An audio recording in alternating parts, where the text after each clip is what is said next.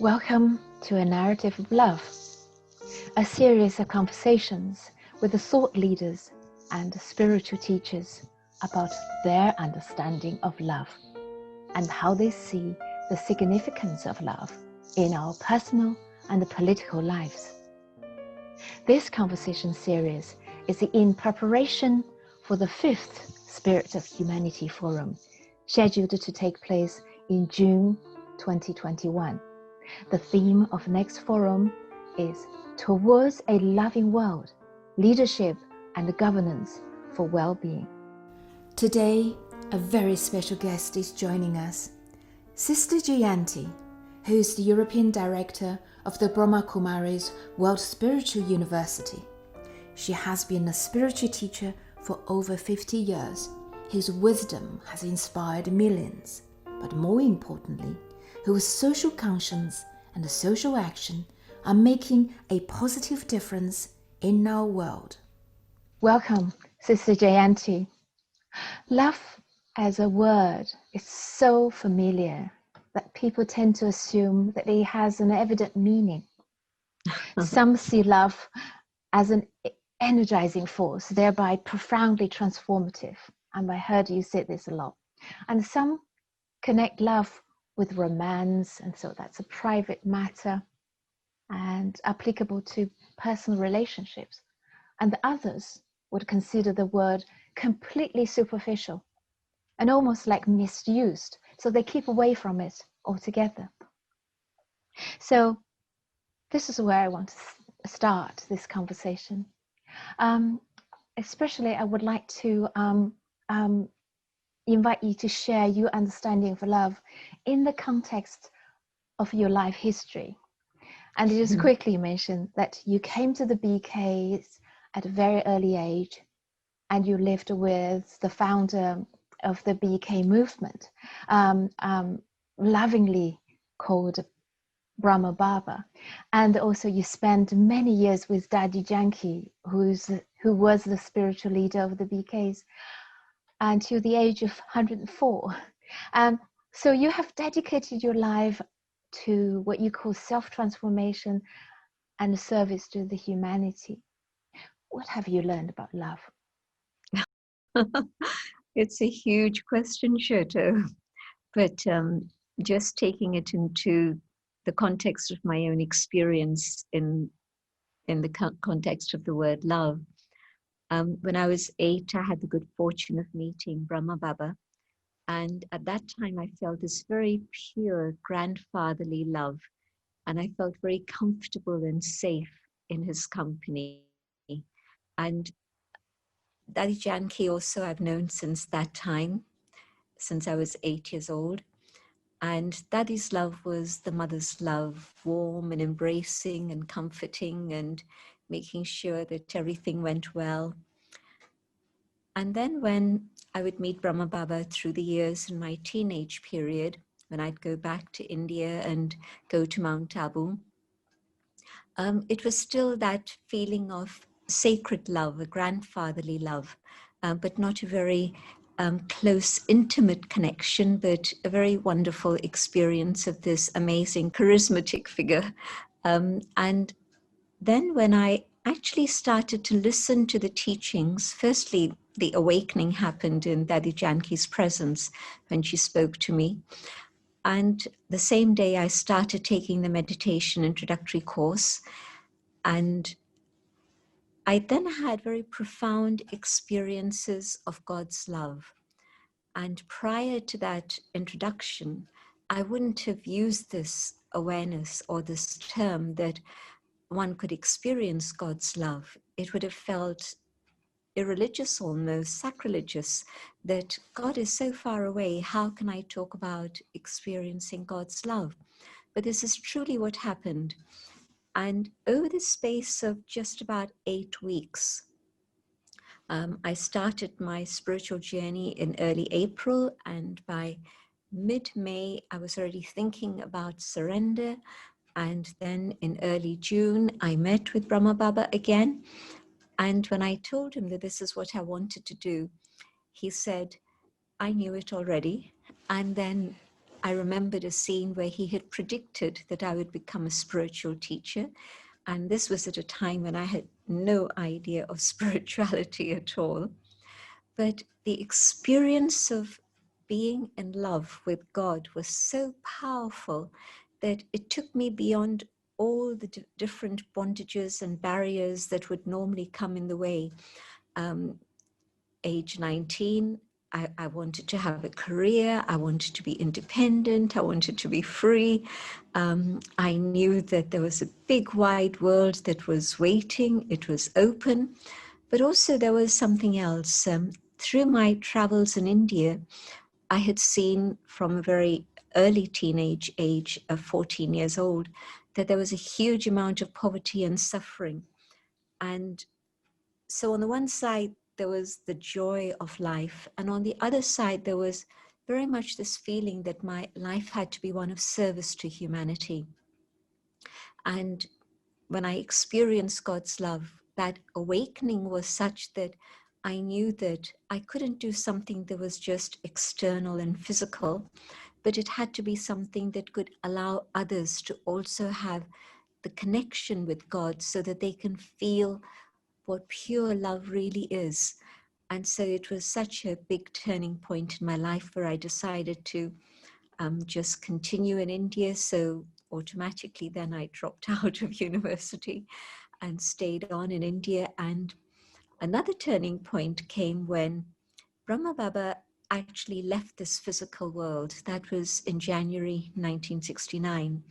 And I had only been with the Brahma Kumaris for less than a year at that time, in terms of through my understanding rather than just being aware of them as friends.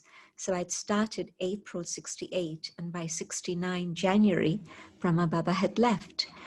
And it was a decisive moment for me, a moment to ask myself, was it just the influence of this amazing personality, or was it truly my connection with God? And I realized that he had been a wonderful instrument, but he had actually done something quite amazing. He had allowed me to come to that experience of God, especially when he conducted open-eyed meditation. I think some of you know that we conduct meditation with our eyes open. And one night during that period in June, when he was conducting that just for a small group, I had this amazing experience of forgetting about this physical world and going to a different dimension. And there it was the experience of I, the soul in my eternal form of light, meeting the Supreme, also that being of light. And I was totally unaware of the physical dimension. And after some time, when I became aware of this dimension again, I knew it had changed my life and my direction was going to be a spiritual one.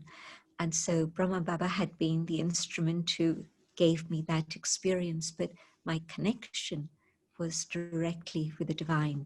And I had to honor that and continue on my journey. And of course, Brahma Baba had always told us that whether he was there or not there, our connection was with the divine. And so we had to continue our journey with that awareness. So the power of love has been a very amazing thread through that journey. And Dadi's love has been incredible because that was very different. It was the love of the mother, but the mother also is a teacher. And I don't know how many mothers realize that they are teachers, but in fact they are right from day one. They're the teacher for the child. And whatever the child is seeing, the child is learning from the mother. But this mother was not just teaching through her being, she was also watching what I was doing. And so she'd pick up on many little things. And sometimes she would laugh and say, "You don't get tired of me chipping away at you, do you?" And I'd laugh and say, "No, Daddy."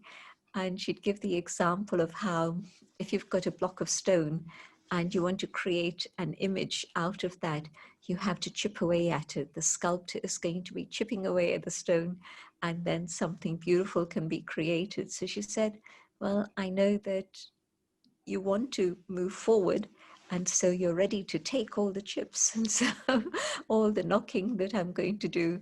So it was a very sweet relationship of much learning. And always her concern was that you could be higher than you set your own goal.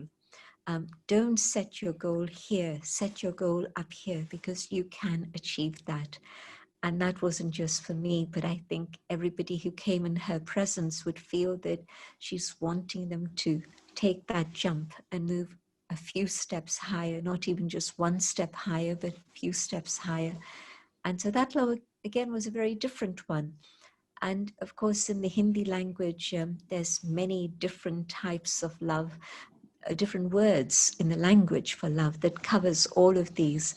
And I know that from other sources also, whether it's in Hebrew or whether it's in Urdu or Arabic language, the word love has different words that express these different feelings. And so the love of the mother, the love of the friend, the love of the teacher, the love of the guide, the guru, all these words are different. Love for chocolate cake, all of these words can be very, very different. Just a follow-up question. So in the day-to-day, how do you know that you are connected with that the love, that both our love for that being in the higher place, or we are experiencing that love? So how do we know that we connected? Is there a sign? Is there a feeling that we can tell that we are in that flow? It's both. On the one side, it's a very distinctly clear feeling through meditation, because if my mind is connected to the things here, I know that my mind is wandering around, and that's not meditation. So I have to bring my thoughts back to that focus of the awareness of my own eternal spiritual identity. And then I have to be able to connect with the divine. And so if you're not connected, you know you're not connected. It's not imagination. And when you do connect, it's not necessarily always love that I experience. Sometimes it could be a great sense of being cleansed, being purified. Another time it could be a feeling of great joy and elation. Another time it could be a sense of spiritual power coming within the soul and uplifting the soul. And sometimes it's sheer love. And so that inner experience tells you very clearly what that feeling is. But the other side of it is that whatever I'm experiencing in meditation should then actually be the things that I share in my life.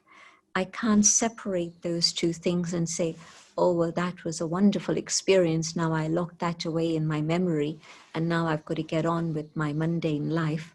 There isn't such a thing. The experiences I have in the spiritual dimension inform whatever it is I do here. And the things that I'm doing here have to be a reflection of what's happening to me in my time of silence. And so I find that when I am connected with that love and filled with that experience in a very clear, visible way, then the day goes in a very different way. There'll be hiccups along the way, but I'll deal with them with a smile. And I'll be able to just merge whatever it is within and say, never mind, carry on, carry on. And the days that I haven't had that very conscious experience of God's love, and I've allowed my mind to come down to an ordinary level, a mundane level, then it's so easy for the mind to get critical. But why do they say this? Shouldn't have done that. Or this happened and it shouldn't be like this. All these triggers come in that create waste thoughts that are not helpful for the self and not helpful for the atmosphere, and definitely not for relationships. And so it's so important to, in a very conscious way, experience God's love, so that then through the day, it's the love that carries me above that level of mediocrity in which things pull us down so quickly. But if we keep that experience of love, then I'm in a special place, but I also see others with that special vision and recognize their uniqueness. And so I think that, this whole expression of love thy neighbor as you would love yourself. If I'm experiencing God's love and I'm feeling God's love, then I'm also able to love myself. And then it's with that vision that I'm able to love my neighbor. So love for God and love from God isn't isolated from love for myself in a spiritual way, which has nothing to do with narcissism or ego, but it's actually a very important foundation for our life. And through that, then being able to love each other. You are a pioneer advocate for the spiritual basis of caring for the earth. And you have been a key presenter at the UN climate change conferences since 2009, if I remember correctly. So what has your experience been when there's this imperative of safeguarding the integrity of our planet's ecosystem on the one side, but there's also at the same time on the other side, it's the sort of endless negotiation between national economic self-interests and our sort of humanity's collective responsibility. So what do you find in your experience of amongst all this? What holds the true promise for love to save ourselves from ourselves? This year we had very interesting discussions, and it was connected with something that we started off last year. And that was how was it possible to bring together negotiators to come together in an atmosphere of love and friendship, rather than just the aggression of negotiation and being at opposite ends of the table. And so from last year, we'd been thinking about it and started working on it. And we were supposed to meet, of course, in Chile. And there were preparations that had been made for a full day's retreat in a very beautiful setting.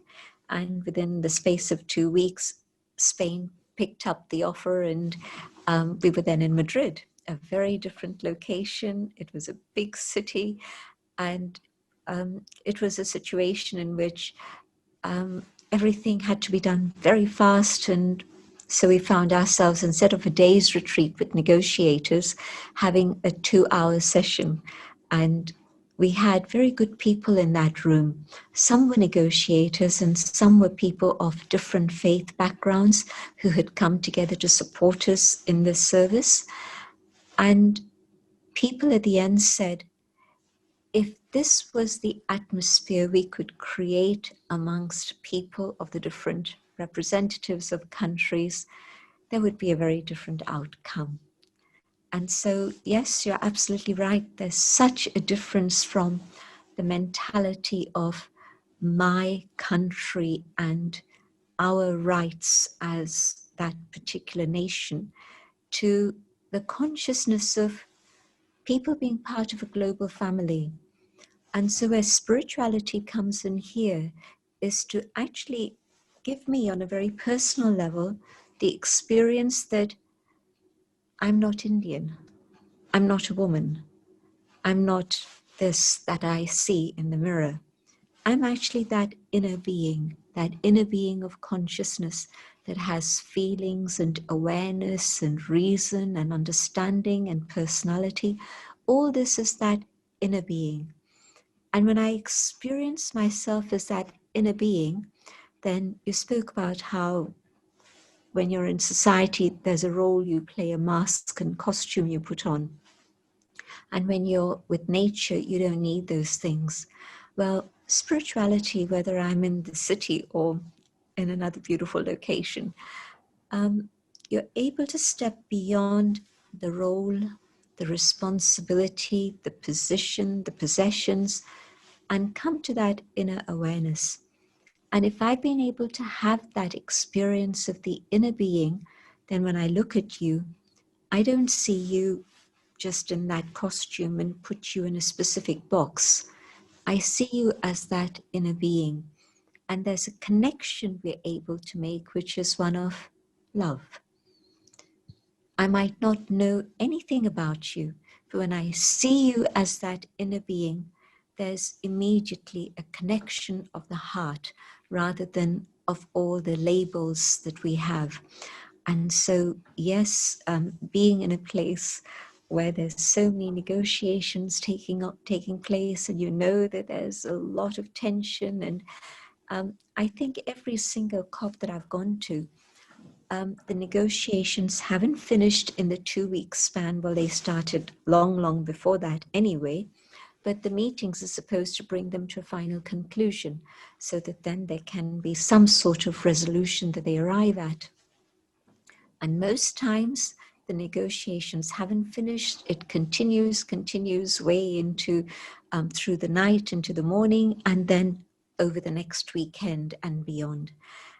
And this is because they're so busy looking at the lines and the words and dotting the I's, crossing the T's, instead of actually thinking about the spirit behind what it is they do. And also because you're looking at each other in those boxes of, this country, north, south, east, west, and they come into their little groups and, debate with each other and oppose each other.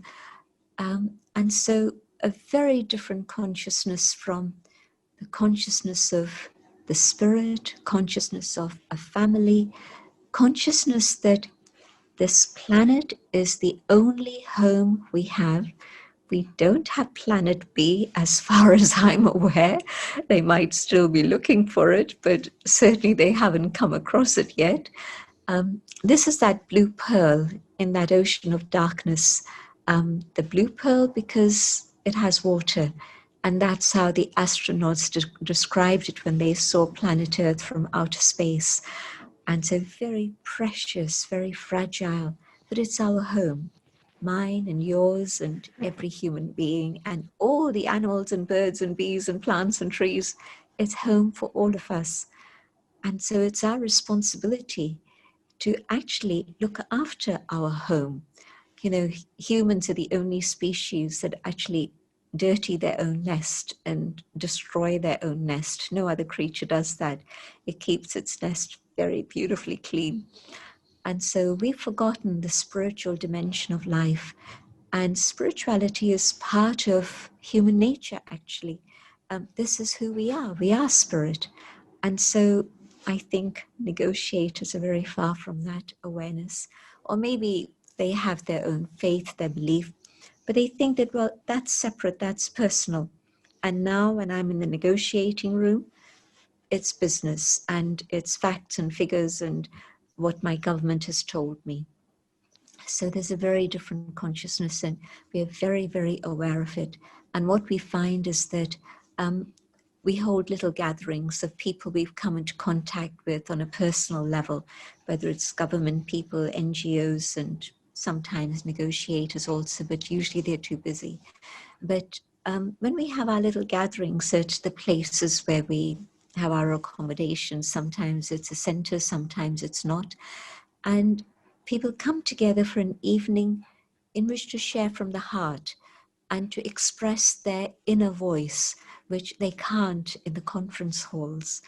And those evenings are highly refreshing and recharging. And people will acknowledge that that's what's happened, that they came tired and exhausted at 6 o'clock. And by the time it's 9 o'clock or even past, they feel recharged and energized. And so love is being able to share something which is precious for me and helps me enormously. And I want to share it with my brothers and sisters. I want them to have the same experience also. And so at the COP meetings, there's this very pure thought that we hope the government people, the negotiators, will want to have this experience. And always there are individuals who are ready for this. And it's those individuals who become a beacon of light for the other people, their colleagues and others who they're working with. But let's just suppose a moment. I'm going to bring in some other kind of voice. The voice that you offered is a very beautiful, but let me just bring in some voice of skeptics. And okay, so for instance, well, you know them. You have heard all sorts of voices challenging the spiritual foundation or spiritual nature of our being. The question is stillness, the inner work, a luxury? You know, how might we nurture our spiritual soul when the reality, the lived reality, so harsh in every way? You know, there's a very simple understanding that you can apply to all of these things.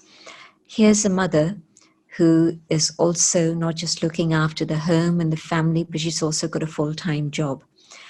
And she's wearing herself out to the ground. And she doesn't realize that her first responsibility is to herself. And it could be a father who's also doing the same thing. We do have fathers who do that, and mothers also. So here's this individual that they're so focused on fulfilling responsibility that they're totally uncaring about themselves and their health.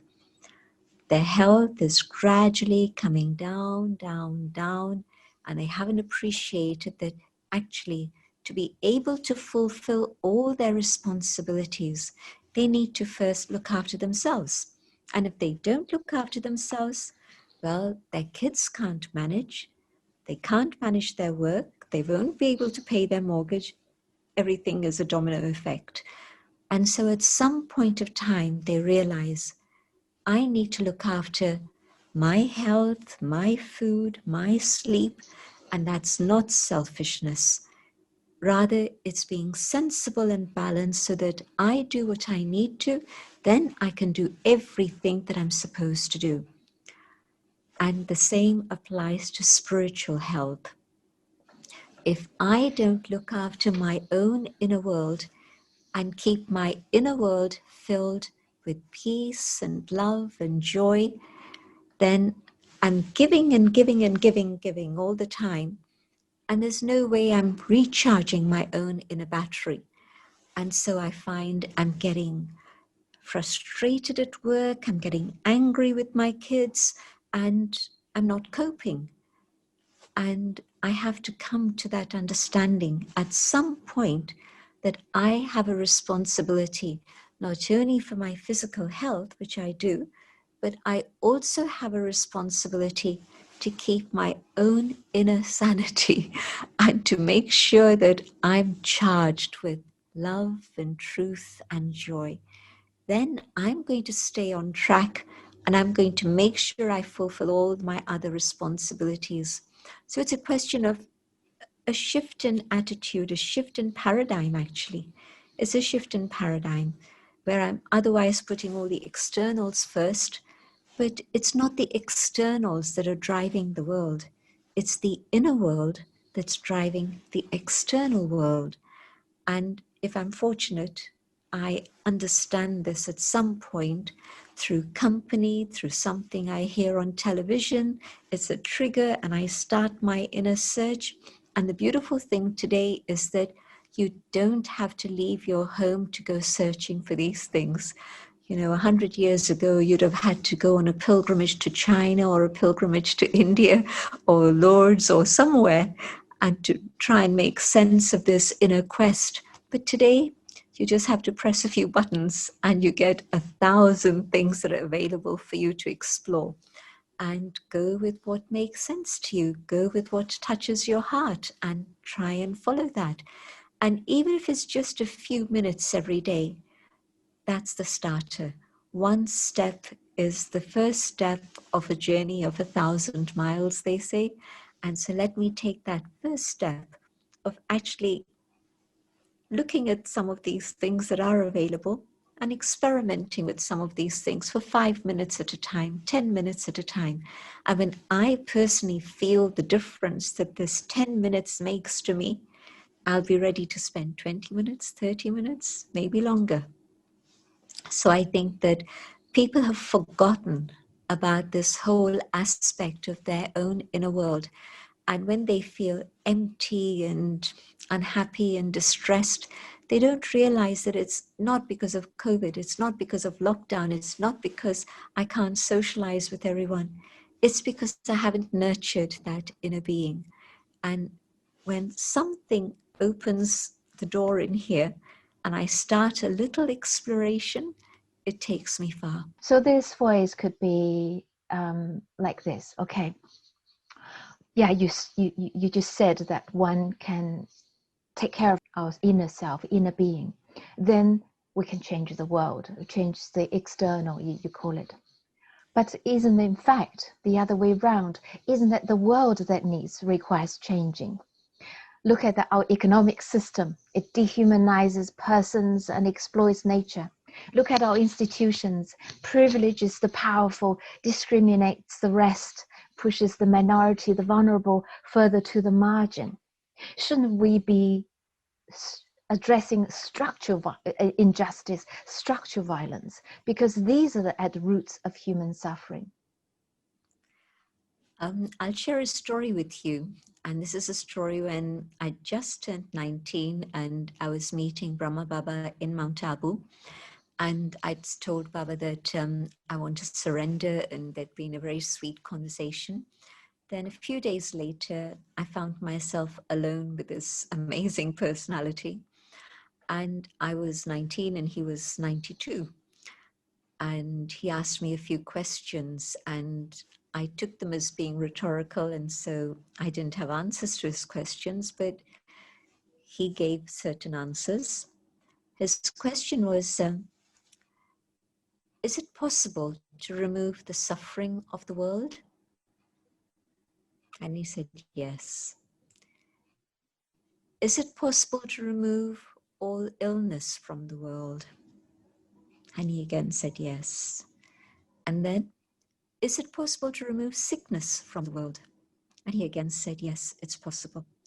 But it's only possible if human beings deal with the negativity that they carry within, things like lust and anger and greed and attachment and ego. And if human beings can cleanse themselves of these, then the sickness, the poverty, the suffering will disappear. But the problem is you can't tell someone to do this. You have to do it yourself. And then you can support others on the journey. You can inspire others on that journey too. And yes, when we've been able to deal with these weaknesses of human nature, and people think that these are forever, but they don't have to be. We can look at the higher state of the human being and evolve to that higher state of being in which instead of these negative forces, the original inherent qualities of the human spirit start to shine again. And if we do that, yes, we can change the world. And you can't change it by fighting. There's a little slogan that people used to speak in the 70s and 80s, and it was, we have to fight for peace. Hold on a minute. Can you fight and hope to have peace? It's not possible. The path that I tread is going to lead me to the destination accordingly. And so if I walk the path of violence, there's more violence. That's the destination. It's not peace. If I walk the path of peace, then there can be a peaceful world. And so, as I said earlier, it's a whole paradigm shift in which one has to ask the question, but we've been doing all these things for millennia. why isn't the world a better place yet? And some people will justify and say, but it is better because we have more technology, we have more money, we have more this. No. In terms of human life and the quality of life, 80% of the world's population are suffering. And even out of the 20%, I think the statistics are changing very rapidly. And it's only really a tiny fraction of the human race who would say, yes, we have everything we need, we're fine. I think that it's important to see the statistics and what we're understanding about human life, to know that the things that we've set up haven't served us. We've been serving them. We've been serving the system. But surely the system should be serving us. Now, so this is a very interesting perspective. And if I may link it to your work with global organizations such as the UN, well, in fact, you have been a BK representative, what's it called, to the UN in Geneva for 40 years. And yourself, you not only champion the paramount contribution of spirituality and the spiritual organization in creating a just and peaceful world, but you also bring spiritual principles to the discussion tables of with politicians, economists and scientists and business leaders and so on. What difference have you observed that spirituality has made and what promise does spirituality hold in our very current, very dire, really dire global situations? People think of the UN as a political organization, which it is. It was set up to deal with countries and their politics and bring them together for peace and development of the world, and all of those things, of course, interlinked. But if you actually look at the foundations of the UN, there are two very interesting statements that come up. One in the preamble of the Charter of the UN, and it talks about the dignity and worth of the human individual. Now, dignity and worth don't come through money or politics or any of the external factors. They're part of the experience of the love that human beings can feel. If I'm feeling loved, if I'm feeling full of love for others, I hold my head up high with dignity. I'm able to see others with that self-worth that allows me to have respect for myself and respect others and value them also. And the second one is the preamble of the Charter of UNESCO. And that talks about wars begin in the minds of men, and the defenses of peace have to be constructed therein. Isn't that a spiritual statement? It's talking about inner peace and how if there's inner peace, you're going to have a peaceful world.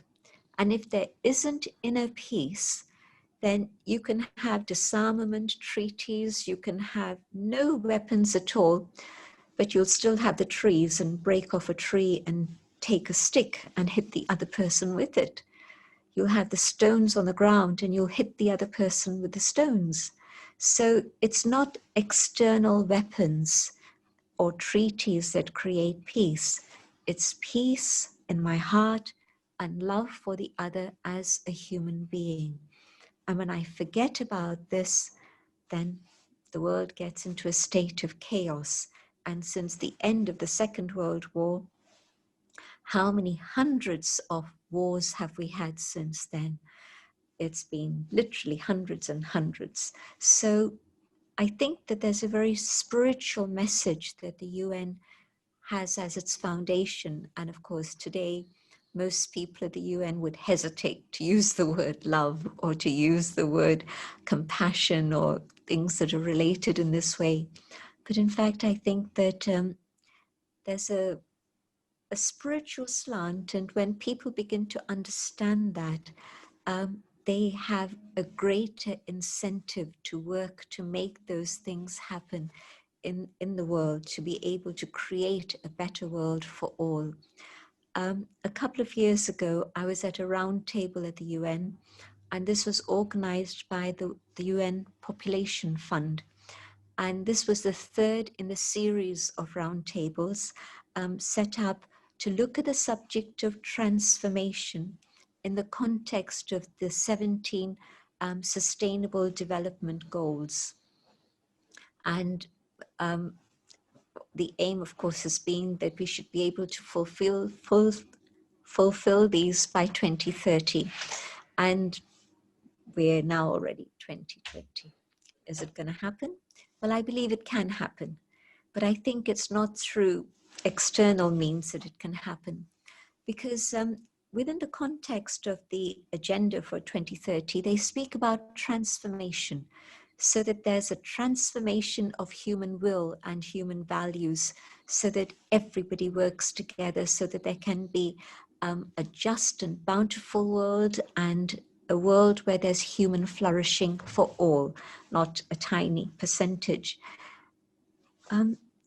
They look at the people, they look at the planet, they look at the subject of prosperity, they look at all of these things. And how does it happen? It happens through a change in consciousness. And what is human consciousness? Is the spiritual side of the human being. And so when human hearts are filled with that love and compassion and truth and joy, then yes, to fulfill the 17 goals of the agenda is very, very simple.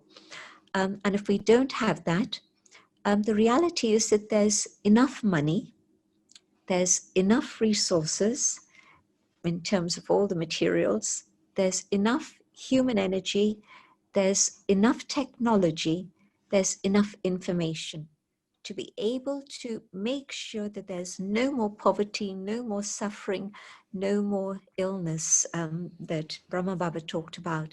But to bring about that change requires a change of heart, a change of consciousness. And so it is actually a spiritual journey that each of us can experience that brings about transformation within myself and gives me the faith and the hope and the courage to say, yes, I believe that the transformation of the world is also possible. How likely? Well, the higher power you talk about, and this kind of the higher form of consciousness, also play a part in the way our politicians and high-level leaders go about their decision making. Or put it bluntly, this question is it possible to integrate spirituality in politics? And if so, I'm sure you're going to say yes. How might it happen? If I share with you a story that Mrs. Sadat shared with me when I was with her. She had come to Mount Abu, then I spent some time with her in her home in Egypt. And she shared with me a story about her husband. And she said how at 7 o'clock in the mornings, he would go and sit in their little garden, and he would spend time in silence, in solitude. And she would know that that was his personal time. And she would talk to him about it, and he would say to her he was preparing himself for something that may happen. And later, as it turned out, the happening was the Camp David agreement. And so here was a political leader, a very high-powered political leader, but he was preparing himself for something. And when she started to learn to meditate, she said, now I understand what he meant by preparation. He spent time in prayer, in solitude, in silence, and you're guided at that moment to move in the right direction, to put that which is for the greater good above anything which is for me or even my side of the planet, my little place of the planet. And so I know that this is something that does happen, that awareness of that inner power, and you're emerging that to guide you, and you are led in the right direction. And so I think that that's for me a very powerful example of what can happen if one allows oneself to take time in silence, in reflection. And so I'm sure that if politicians gave themselves a little bit of time and space to do that, it would help them tremendously. In fact, I won't carry on giving you more examples, but I have seen how the spirit of humanity has actually given people a platform in which they've been able to share their own inner experience. And I'm remembering politicians now who have shared from this platform because they felt in a safe place. In that safe space, they were able to talk from their heart, not from prepared notes. And they spoke about their spiritual journey, commitment, and faith that gave them the courage to do what they did on the external level. And again, the Good Friday Agreement was one such example that was powered with faith. Brahma Kumaris is a spiritual movement that entirely led by women, but equally was noticeable during the COVID-19 pandemic. Some women national leaders have been considered as being really good at developing strategies to save lives and protect people. What are these qualities that you think have been brought forward by these leaders that make a difference? And if we could recognize these qualities, how might these qualities be nurtured? I would say that if there's some type of conviction, some type of faith, then that's a very, very powerful motivating force. So whether it's faith in human goodness, or whether it's faith in the divine, or faith even in the beauty of the universe, that the universe will always carry us towards goodness. So I think that sort of faith isn't something that you can tell somebody to have, but you with your own faith can inspire others to have faith too. And so faith, I think, is a very big quality. And when there's faith, there's also hope. I've seen that too. If I don't have faith, what is there to hope for in the future? I see everything getting worse and worse and worse. And the COVID story, we thought it would finish in a few months. It's gone on now for half a year. It's going to go on till next March and who knows when.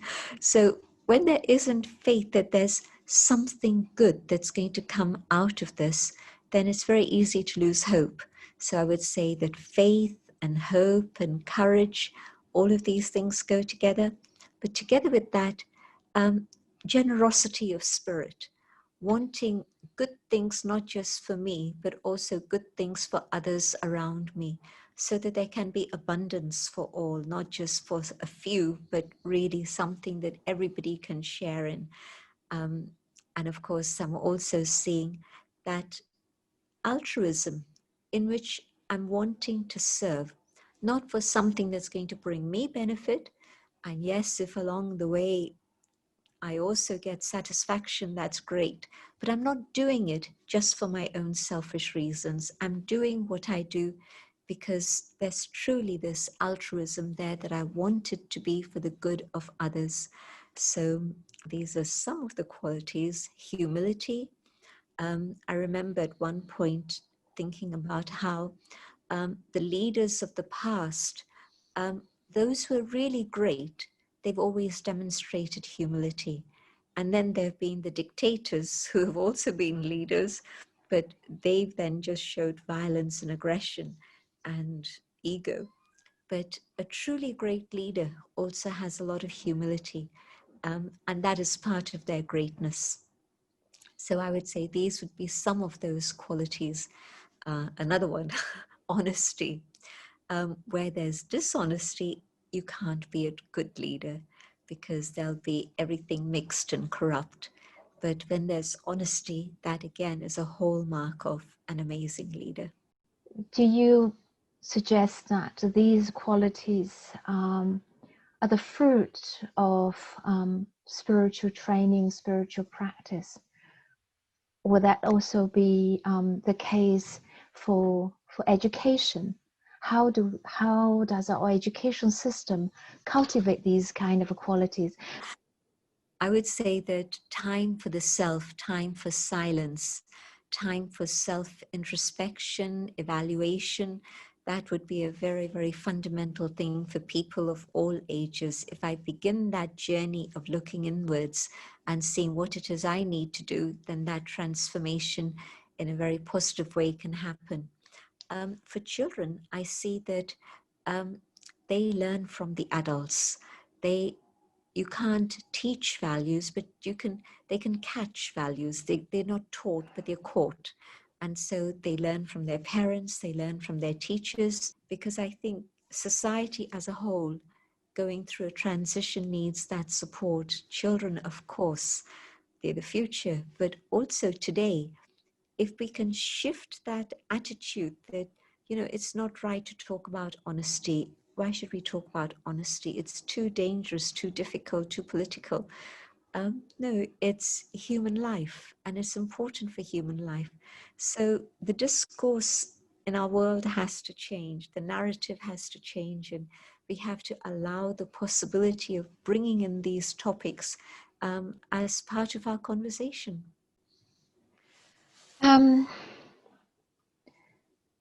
When you said it in this way, so beautiful and felt so easy. It's almost like the question is, why don't we just do that? You say values are caught, values are not taught, but caught, in a sense that what you described as the values are lived in a daily basis. For today, perhaps you could guide us through a few minutes of reflection on love, and as a way of ending today's conversation, and as a way of starting the next one another time. Sure. Well, you've asked beautiful questions, so thank you for that. It's been lovely to be with you, Scherto. And yes, let's have a few minutes together.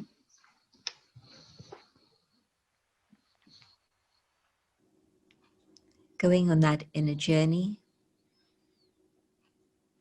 I connect with myself, the being that I am, a being of light, a being of love. When I forgot myself, I was searching for love outside. And now, connected with my eternal identity,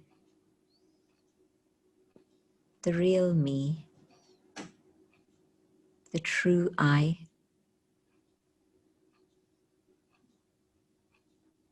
I recognize the love that lies within.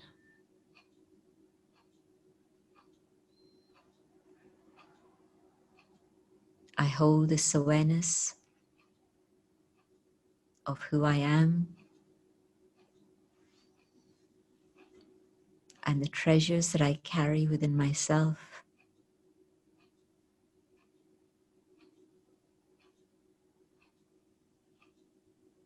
And I know that love is part of the treasure store.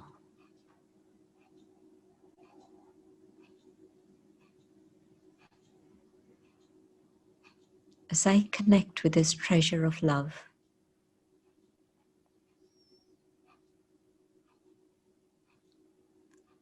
I can feel the love softening my beliefs. I have been hard on myself and harsh with others.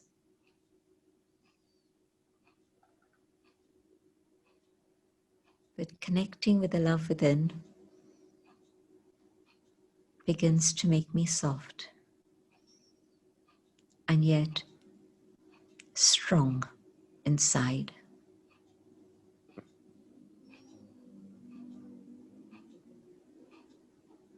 Connecting with love, I realize I don't need to carry the stories of the past. I can learn from them and then just simply be able to love and finish those stories so that I can forgive and be free.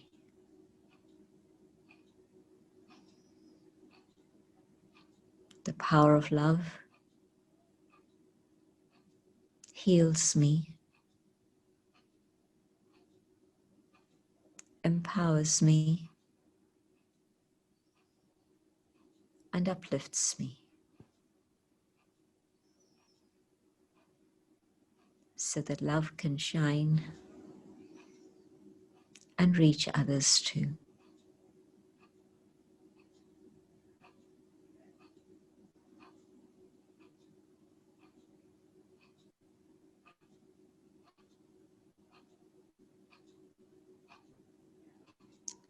Om Shanti.